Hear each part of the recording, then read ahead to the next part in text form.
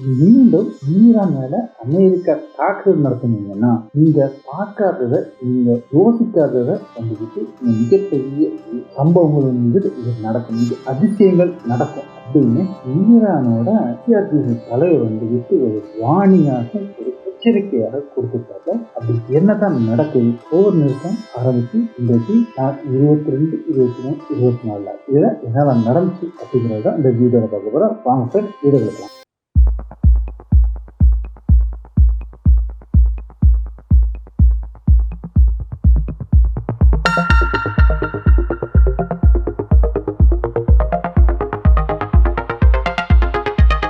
Hi friends, welcome back to SJ Tamil Nadu செய்திகள் and நான் உங்கள் எஸ்ஜே. அதாவது வெள்ளிக்கிழமை நைட்டு, சனிக்கிழமை காலையில, சனிக்கிழமை நைட்டு, ஞாயிற்றுக்கிழமை காலையில, இந்த டைமிங்ல ஒரு மிகப்பெரிய தாக்குதல் அமெரிக்கா வந்துட்டு ஈரான் மீது நடத்தும் அப்படிங்கிற எதிர்பார்த்து ஒட்டுமொத்த உலகுக்குமே வந்துக்கிட்டு எதிர்பார்த்துட்டு இருந்துச்சு. எல்லா ஊடகங்களும் சரி, எல்லாமே சரி, ஒரு மிகப்பெரிய பயத்துல இல்ல அப்படின்னு சொல்ற இது என்ன நடக்கும் பட்சத்துல. ஏன்னா அப்படி ஒரு தாக்குதல் நடத்தப்பட்டால் ஈரானோட ரிப்ளை மறுபடி எப்படி இருக்கும், அதைத்தான் வந்துக்கிட்டு ஒட்டுமொத்தமாக உலக நாடுகள் மட்டும் இல்லாம வளைகுடா நாடுகளும் வந்துக்கிட்டு ரொம்ப பயத்தோட பார்த்துக்கிறார். இதுக்கு ஒரு முக்கிய காரணம் என்ன அப்படின்னு சொன்னாங்கன்னா, ஐஆர்பிசி தலைவராக இருக்கட்டும், இல்ல அங்க இருக்கிற ஈரான் இருக்க முக்கிய தலைவர்களா எல்லாரும் சொன்னது ஒரே இதுதான், இனி ஒரு போர் நடத்தப்படும் அப்படின்னா அது கடைசி போரா இருக்கும் அப்படின்னு மட்டும் இல்லைன்னா அமெரிக்காவை இஸ்ரேலை எதிர்பாராத, சிந்திக்காத பலரும் இங்க நடக்கும் அப்படின்னு சொல்லியிருக்காங்க. அப்படி என்னென்ன நடக்க போகுது, இப்படி என்ன நடக்கும் அப்படிங்கறதான் எல்லாரும் அவளோட பார்த்துட்டு இருக்கு. ஏன் இவ்வளவு முக்கியத்துவம் அந்த வார்த்தைக்கு கொடுக்கப்படுது அப்படின்னா, ஈரான் சொல்லிட்டாங்க, நீங்க சமாதானம் அப்படின்னு சொல்லிட்டு பாகிஸ்தான் மூலமா பேசிட்டு இருக்கீங்க, பிரச கொடுத்துட்டீங்க, என்ன செஞ்சிருந்தாலும் எங்களோட நிலைப்பாடு இதுதான், யுரேனியம் அது வந்துட்டு செறி ஊட்டுவோம், அதுல நாங்க எந்த வித மாற்று கருத்துமே கிடையாது அப்படின்றாங்க. யுரேனியம் செறி ஊட்டுவோம். ரெண்டாவது, பேலிஸ்டிக் மிசைல் பேசவே கூடாது அப்படின்றாங்க. எங்களோட சொத்து எல்லாம் எப்போ விட்டு தருவீங்க, இது எல்லாத்துக்கும் சம்மதிச்சான்னா வந்துகிட்டு நாம வந்துகிட்டு ஹார்மஸ் வந்து துறக்கிறோம், அதுக்கு முன்னாடி வந்துகிட்டு அமெரிக்கா கப்பல் போயிடணும். சரி, இந்த பேச்சுவார்த்தை இப்படி நடக்கிற சமயத்துல அமெரிக்கா வந்துகிட்டு படைகள் குவிச்சிட்டு இருக்கு அப்படிங்கிறது தெரியும். அமெரிக்காவில் எவ்வளவு படையை குவிக்க முடியும் அப்படின்னா, மேக்சிமம் போனா 1,00,000 வீரர்களை வந்து கொண்டு வந்து இறக்க முடியும். ஆனா ஈரான் கிட்ட இருக்கிறது 6 லட்சத்துக்கு மேற்பட்ட வீரர்கள் மட்டும் இல்லாம கூடு கிட்ட இருக்கிறது கிட்டத்தட்ட 10 to 20 லட்சம் வீரர்கள் அப்படிங்கிறாப்ல. ஹிஸ்புல்லாட்ட அதுக்கு மேல எல்லாமே ஈரானுக்குள்ள வந்துடுறாப்ல. ஈரான் உள்ளக்க வந்துக்கிட்டு ஈரான் மண்ணை வந்து பிடிக்கவே முடியாது.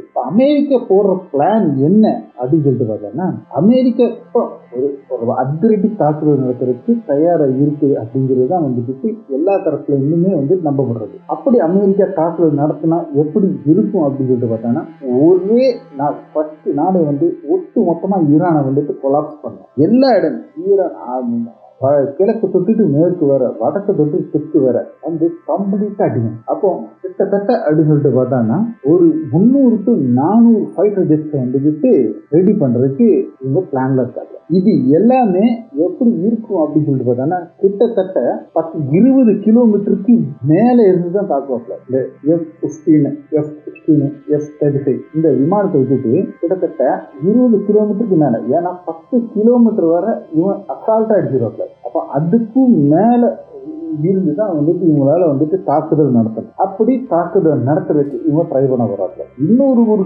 செய்தி கசியப்படுது, ஏற்கனவே ஒரு தடவை வந்துட்டு அட்டம் பண்ணி தோல்வியில் அடைஞ்ச அந்த யுரேனியத்தை வந்து திருப்பி வந்துட்டு எடுக்கிறதுக்கு ஒரு முயற்சி நடத்தப்படும் அப்படின்னு சொல்லப்படுது. இன்னொரு தரப்புல இன்னொரு நியூஸ் என்ன அப்படின்னு ஒட்டு மொத்தமா காருக்கும் அதுக்கு இருக்கிற 1-2 தீவுகளை வந்துட்டு கைப்பற்றி இவங்க கையில வச்சுக்கலாம் அப்படிங்கிற மாதிரி ஒரு ஐடியாவும் இவங்க கையில இருக்கு. எல்லாம் நடக்குமா அப்படிங்கிற ஒரு கொஸ்டின் தான் இந்த $1 பில்லியன் கொஸ்டின். காருக்கு தீவு வந்துட்டு பிடிக்குங்க அப்படின்னா எவ்வளவு நேரம் வைக்க முடியும் உங்களால சொல்லிட்டு. ஏன்னா ஈரானோட வெப்பன்ஸ் எங்க இருக்குங்கிறது வந்துட்டு அமெரிக்காவோ இஸ்ரேலால வந்துட்டு கண்டே பிடிக்க முடியாத அளவுக்கு அவங்க சொல்றாங்க. கடலுக்கு உள்ளேயே மலை இருக்கு, அந்த மலைக்கு கீழே வந்துட்டு இவங்க வந்துட்டு ஒரு சுரங்கத்தை வச்சிருக்காங்கன்னா அப்ப இவன் எவ்வளவு பெரிய இன்டெலிஜென்டா இருப்பாங்க ஈரான். இவங்க கிட்ட இருக்கிற போட்டு ஸ்பீட் போட்டு. இதுதான் இவங்களோட அமெரிக்கா வந்து பயப்படுறதுக்கு மெயினான காரணம். இந்த ட்ரோன் மாதிரி தான் இந்த ஸ்பீட் போட்டு. எப்படி இந்த ஷாஹித் ட்ரோன் வந்துக்கிட்டு ஒட்டு மொத்தமாக இவங்க எல்லாத்தையும் பயக்காட்டிச்சோ அதே மாதிரி உள்ள ட்ரோன் தான் வந்துக்கிட்டு இந்த கப்பல் படை, அதாவது இதுக்கு வந்து மஸ்கிட்டோ ஃபிளீட் அப்படின்னு சொல்லப்படுறாங்க. இது கொசு மாதிரி பறந்து போகும். அப்படிங்கிறதுல கொசு மாதிரி ஒரு கூட்டமா போகும். கூட்டம் போனா எத்தனை போட்டு இவனால தாக்க முடியும். இவ்வளோ போட்டு சுற்றி இழுத்துனா மட்டும்தான் இவன் கப்பலை காப்பாற்ற முடியும். இல்லாட்டா கப்பலை அடிச்சிடும். அதே மாதிரி அடியில தண்ணிக்கு கீழே போகும். அப்படிங்கும்போது இன்ஜின் ரூமோ ஃபேனே வந்துட்டு காலி பண்ணிடும். ஸோ வார் கப்பலுக்கு வந்துக்கிட்டு அவ்வளோ. அப்போ இது எல்லாமே வந்துக்கிட்டு எத்தனை கிலோமீட்டருக்குள்ள நடத்தப்படும் அப்படின்னு சொல்லிட்டு பார்த்தோன்னா 500-600 கிலோமீட்டர் தான் இவனோட ரேஞ்ச், இந்த போட்டோட ரேஞ்சு. அப்போ இதுக்கு அப்பால் தான் இப்பவும் வந்துக்கிட்டு அந்த வார்ஷிப் வந்துக்கிட்டு கப்பல்கள் எல்லாமே நின்றுட்டு இருக்கு. இந்திய பெருங்கடல்லையும் ஒமான் வளைகுடா கூட வரல. ஒமான் வளைகுடா உள்ளே வந்துட்டா கூட இவன் வந்துட்டு காலி பண்ணிடுறாப்ல. அதான் அப்போ எந்த காரணம் கொண்டு இந்த காருக்கு தீவு பிடிக்கணும் அப்படிங்கிறது வந்துட்டு நடக்காத கதை. அப்புறம் வந்துட்டு ஹெலிகாப்டர் மூலியமா டிராப் பண்ணோன்னா 20 கிலோமீட்டர் இருந்துலாம் வந்துட்டு இவனால வந்து 10 கிலோமீட்டருக்கு கீழே வந்து பறந்துட்டுனாலே அடிச்சிருவாங்க. ஸோ இவங்க வந்துக்கிட்டு அதுவும் நடத்துறது ரொம்ப கஷ்டம். இதெல்லாம் தான் இவன் வந்து அமெரிக்கா வந்துட்டு கால்குலேட் பண்ணிட்டு இருக்காப்புல. அப்போ என்ன பண்ண போறாங்க அப்படிங்கிறது வந்துக்கிட்டு இன்னும் வந்து சஸ்பென்ஸா இருக்கு. இல்லை இந்த பண்ண போறோம் அப்படிங்கிற இதுல ப்ரெஷர் கொடுத்துக்கிட்டு ஈரானை வந்துக்கிட்டு கையெழுத்து போட்டுலாம் ஒரு அக்ரிமெண்ட்டுக்குள்ள கொண்டு வந்துடலாம் அப்படின்னு நினைக்குதா அப்படின்னு நம்மளால வந்துக்கிட்டு கணிக்கவும் முடியாத ஒரு சூழ்நிலை இப்போ இருக்கு. அப்போ முந்தானத்து தாக்கப்படும் நினைச்சாப்புல இல்லை, நேற்று தாக்கப்படும் நினைச்சாப்புல இல்லை.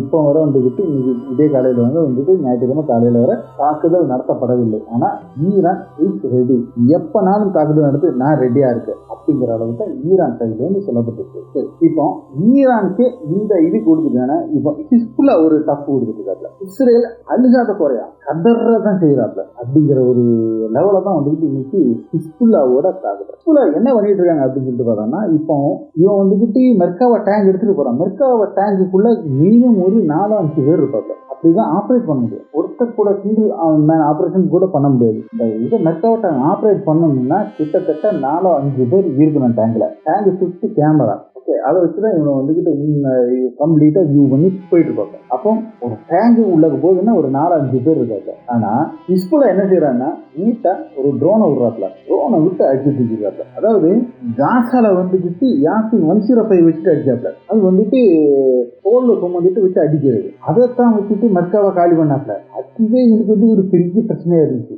அப்போ ஓடி போய் வந்துக்கிட்டு போய் பாம்பு கொண்டு போய் ஃபிட் பண்ணி வச்சுட்டு வெடிக்க வைக்கிறது. அப்படி இல்லாம வந்துட்டு மெர்காவை டேங்க் காலி பண்ணாப்ல. ஆனா ஹிஸ்புல்லா வந்துக்கிட்டு ஆள் சேதனே இல்லாம ஹிஸ்புல்லாக்கு ஆள் சேதனை கிடையாது.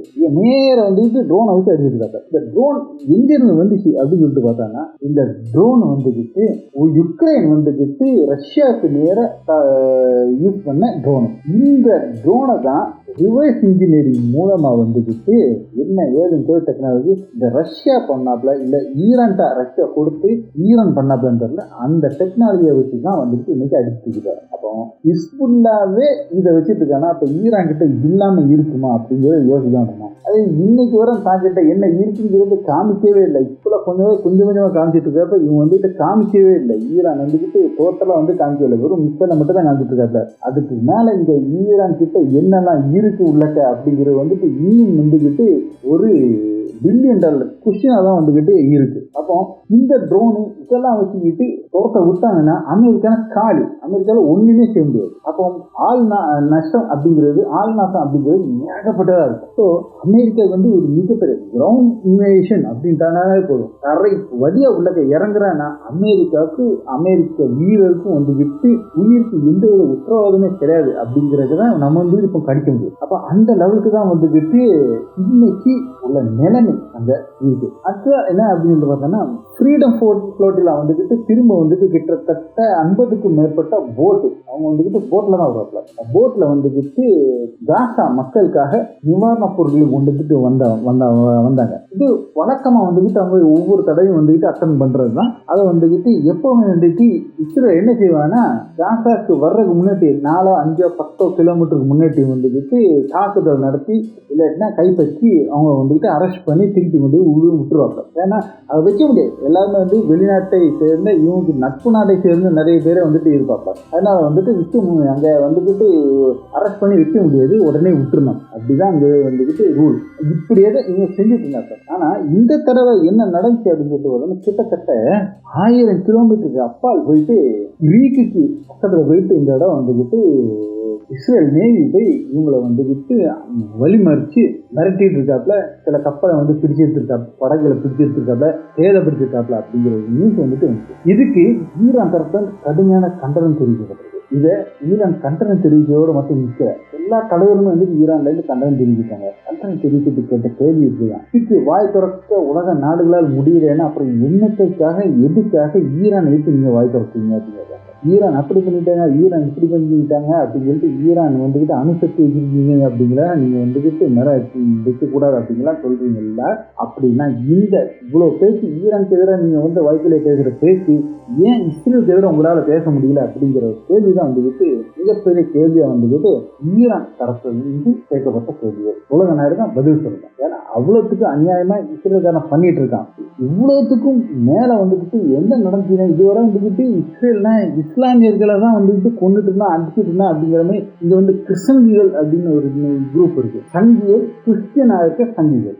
அது வந்துட்டு பிஜேபி சப்போர்ட் பண்ற கிறிஸ்தங்கிகள், கிறிஸ்தங்கிகள் அப்படின்றதுல இந்த கிறிஸ்தங்கிகள் வந்துக்கிட்டு பயங்கரம் முட்டு விட்டுருந்தாப்புல இஸ்ரேலுக்காக. இன்னைக்கு ஏற்கனவே வந்துக்கிட்டு ஒரு மிகப்பெரிய சர்ச்சை வந்துக்கிட்டு அடிச்சு நொறுக்கினாப்புல. அது மட்டும் இல்லாம இப்போ லெபனான் தாக்குதல் நடத்தப்பட்ட டைம்ல வந்துக்கிட்டு ஒரு ஐடிஎஃப் சோல்ஜர் வந்துக்கிட்டு இயேசுநாதரின் சிலுவை இயேசுநாதரை வந்துக்கிட்டு அந்த சிலுவை அந்த உருவத்தை வந்துக்கிட்டு உடச்சி வீடியோ எடுத்து அதை வந்துக்கிட்டு அவரோட இன்ஸ்டாலே வந்துக்கிட்டு போஸ்ட் போட்டிருந்தாப்புல. அது மிகப்பெரிய வைரலா போச்சு, மிகப்பெரிய காண்டாச்சு. அதோட ஈஸியான இல்லை. இப்போ அடுத்து வந்துக்கிட்டு இங்க ஒரு கன்னியாஸ்திரியை வந்துக்கிட்டு இஸ்ரேலில் வந்து தாக்கப்பட்டிருக்க ஒரு நியூஸ் வெளியில வந்தோடனே கடுமையா பிரான்ஸ் வந்துக்கிட்டு இப்பதான் வந்துட்டு குதிச்சிருந்தாங்க.